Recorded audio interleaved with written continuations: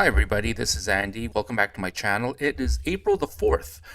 I just got a license to Manus, so I've heard a lot of hype about this AI agent. I've seen some really incredible stuff, a lot of multimodal stuff. So I thought I'd just take the opportunity to test it against the same use case I've been playing around with the last month. But I've actually made it even more complicated. Try to force it to use the computer use agents and the reasoning behind it. So, as far as I know, Manus, that's really the leap forward with this particular tool. Behind the scenes, I believe it's using Sonnet 3.5 versus Sonnet 3.7. I believe, but it's using its own reasoning models and its own agents sitting on top of that. Obviously, as you're probably aware, this is a company that's run out of China. I forget what the holding company is, but they've created some other models in the past. So in this example, and again, I'm trying to do the same thing I had previously done. Well, and based on past experience, I tried to feed it just a little more information because with the past reasoning models, it came back with an initial question, making it like a one shot, almost like a one shot prompt. So I'm putting a lot of that thought into this particular prompt here. So this is the PDF with that person's background, and here's my prompt, and it's obviously pretty complex actually. So you evaluate the person in the PDF file against all federal and provincial Canadian economic immigration programs, meaning express entry and various PNP draws. Use the latest information regarding express entry draws. I wanted to actually find what the latest draws are actually, because there's been so many French draws, and that plays a part down here actually. Evaluate what immigration streams will best suit this person. Assume she's single, has some close relatives in Saskatchewan, and some siblings in Manitoba. I'm using this because I wanted to have a look against the PNP scoring against those two provinces. Now here's more of a wrinkle. She has a full-time job offer for a current employer in Quebec, and I'll show you the PDF in a second. And also another full-time job offer for the identical position for an employee in Ontario, and she cannot decide. Just to make it more clear, the pay is roughly the same. She's currently evaluating whether she should spend next year studying French to improve her score, and not sure whether to apply now or wait. She's confident she can get a CLB6 in 2 years. Oh, actually, I should say 2 years just to make it consistent. Oh, okay. So that's my prompt, and actually I'm going to put a pause 1 second. Yeah, I just paused the screen. I just wanted to save this prompt actually. So, and I'll open up the sample PDF. So, and this is part of what I've been playing around with. So, I don't use real data, obvious reasons, because as far as I know, data is still being transmitted and being used for model training purposes. So everything here is fake. Okay. So the birth date is fake. The IELTS score is fake. Everything, like even the LinkedIn link is fake. But her education, she got a PhD, Bachelor of Science, and this is her background. This is actually taken from a real person though. This stuff, just to make it believable. All this information down here, these countries, this is all fake down here. But obviously I wanted to have the model go through and understand what's relevant in regards to the actual calculation. The other reasoning models were able to evaluate this and ignore what it didn't need fairly well. Okay, so that's the PDF file. Okay, so I'm gonna let it run, and I'm just gonna put a pause in it because I think the latency is fairly high. Okay, so this is the first message. So while Manus is working, you can send messages anytime to modify tasks. So which is really interesting because it sounds like you can, I guess, while it's evaluating the reasoning, put in additional information. And I don't want to now enable browser notifications. So this is really interesting. So I'll say got it. So it'll help you evaluate. So these are the first messages already. So it's loading up a PDF reader, fairly fairly standard stuff, and it's still going. So that's just been a few seconds, and there's a timer here. I'm just going to put a pause now. I think this is interesting. So view Manus's computer. So it's going through, and it's, oh, this is interesting. So it's saying which website it's evaluating it against, and it looks like I've got this darn plugin, but take control. This is interesting. So uh, Manus is using its own internal browser and is browsing the Canadian website.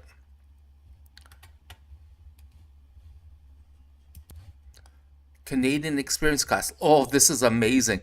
It's showing which website it's going against. Okay, looking at federal skilled trades. So obviously it shouldn't hit that based on the PDF file. It shouldn't be picking up anything to do with a federal skilled trade.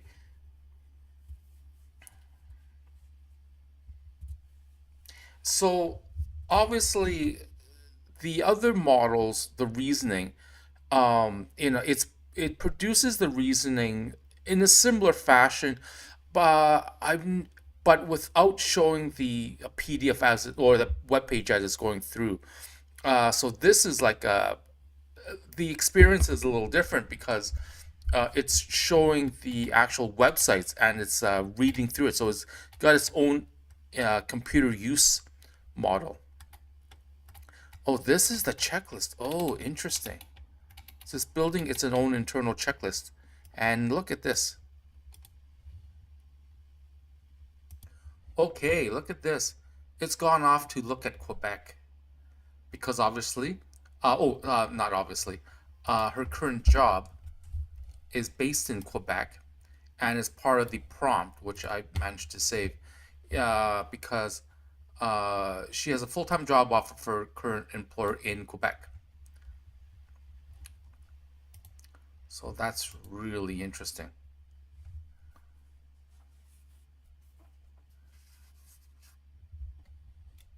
Amazing. So um, it's showing that it now is looking at the ONI IP, so the Ontario page, and it's been running for 8 minutes now.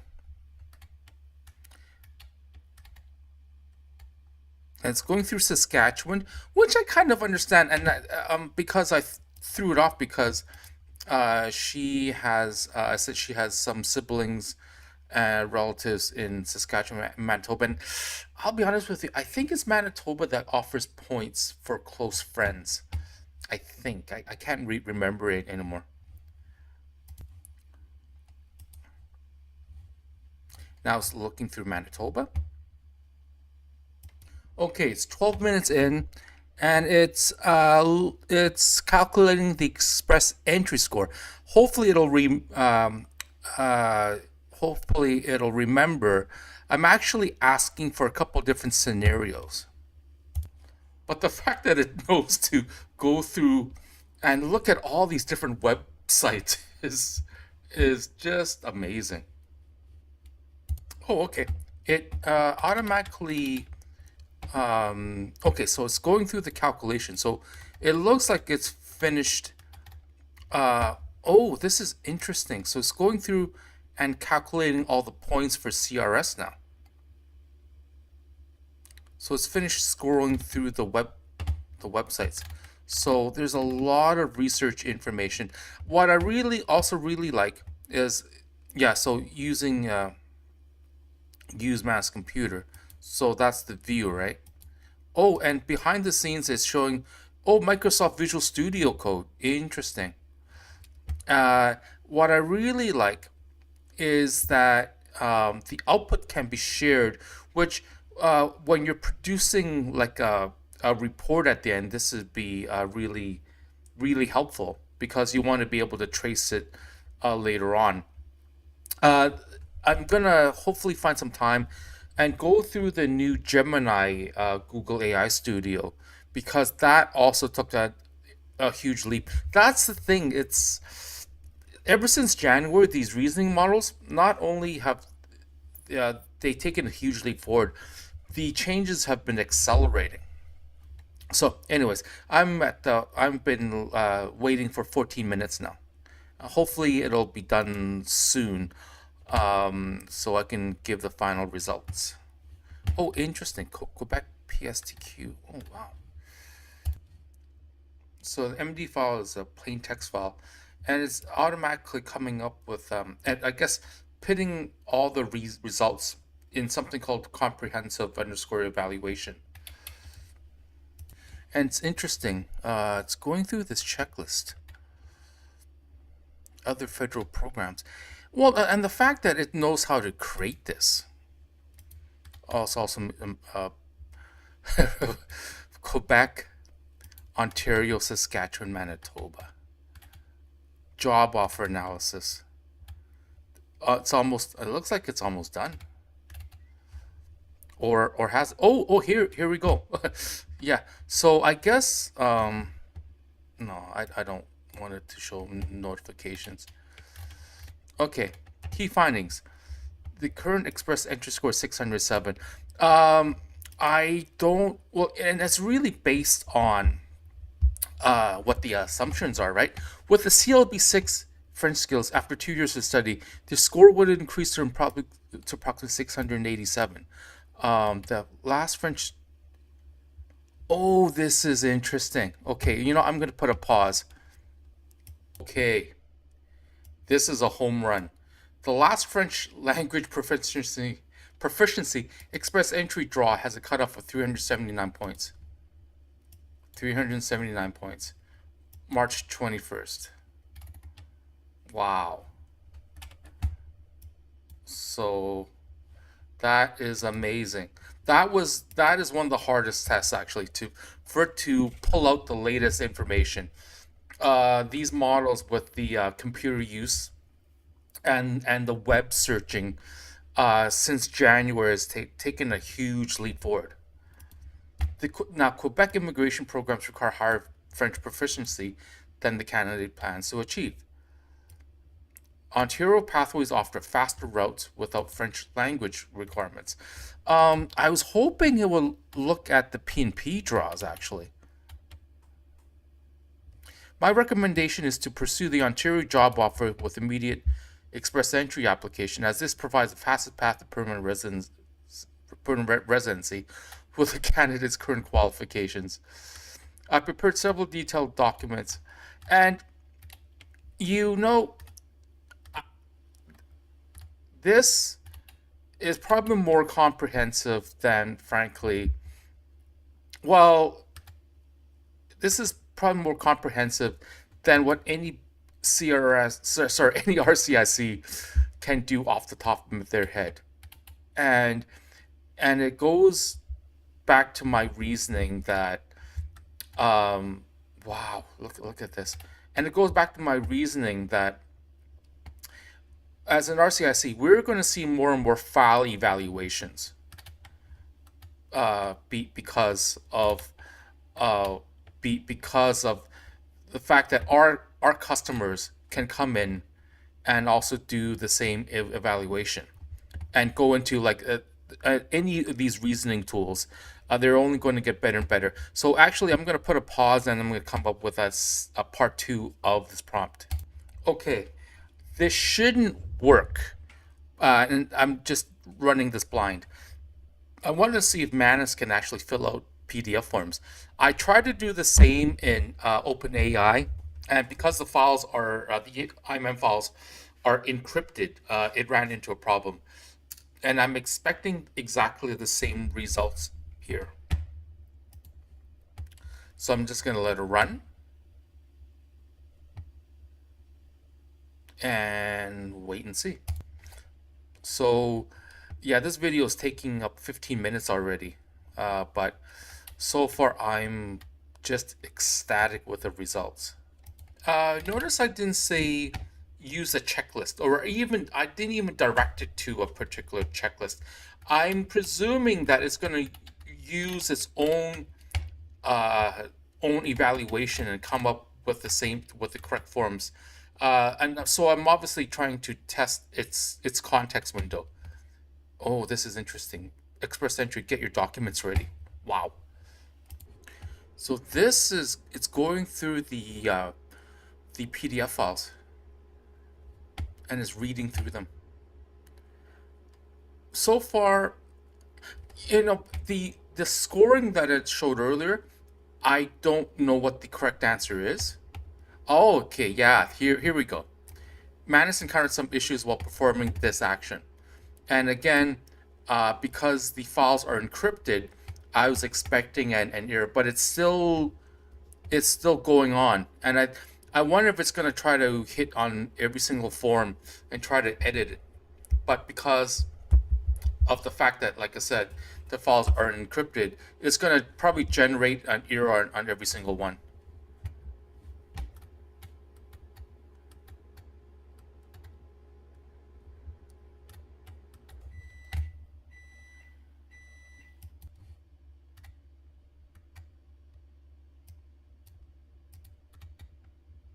It's figuring out which forms.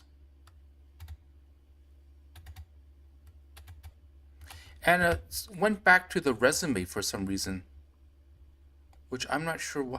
Oh, the work history, right.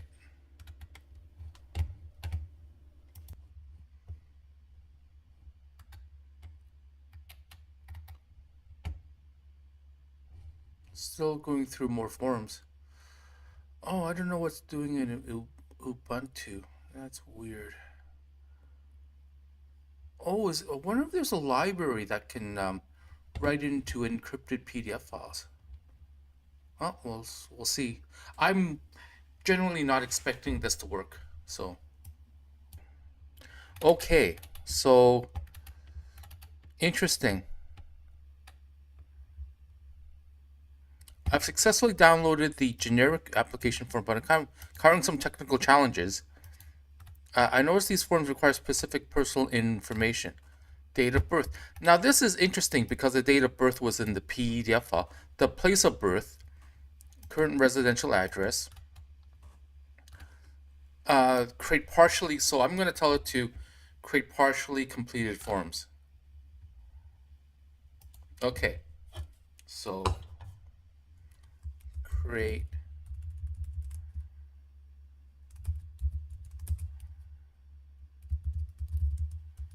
partially completed forms. So this was a little disappointing because I put the date of birth right on the PDF. I think, right? The date of birth. Yeah. So that's a little disappointing.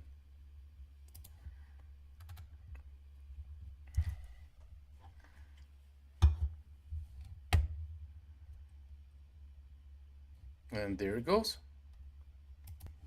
Yeah, Ubuntu is a library. I thought Ubuntu was a Linux. Yeah, I'm not familiar with it. I haven't played around with this for a long time, but oh, PDF filler library.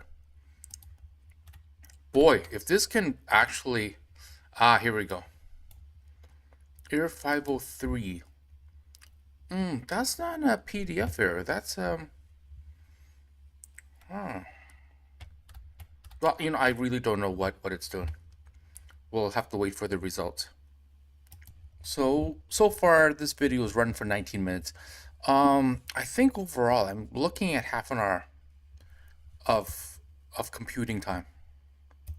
Okay, it says it's completed it. Yeah, okay. It couldn't find a way around it. Okay, so I prepared the partially completed forms. The forms I prepared include this. So made an attempt. How to use these partially completed forms when additional documents required to complete. Okay. So So in other words, it couldn't really do it, I don't think. Yeah, because I was actually hoping to get a copy of the actual PDF file. So yeah, it tried to create a workaround because because those forms are encrypted. So it's a little further ahead. It's a little further ahead than OpenAI, but because the files are encrypted, it has a problem. I'm just gonna click on this create website, and it says I'll create a website to organize the and present the immigration forms and evaluation information I've prepared for you. Oh, so I'll be honest with you, I wasn't expecting this. I don't know if it's gonna try to use the internal web server on my PC, or if it actually has access to a static web server that I can navigate to from anywhere, from another PC, phone, or any other kind of computer. I really have no idea what it's doing. Yeah, I think it's on my home computer. So I believe this means that it only be accessible on this laptop. So if I had a client, I would only be able to show them here. I guess alternatively I could copy a whole directory and upload it somewhere. I presume up to WordPress directory or something. It looks like I can see a small image of the website that it's creating. So it's looking promising.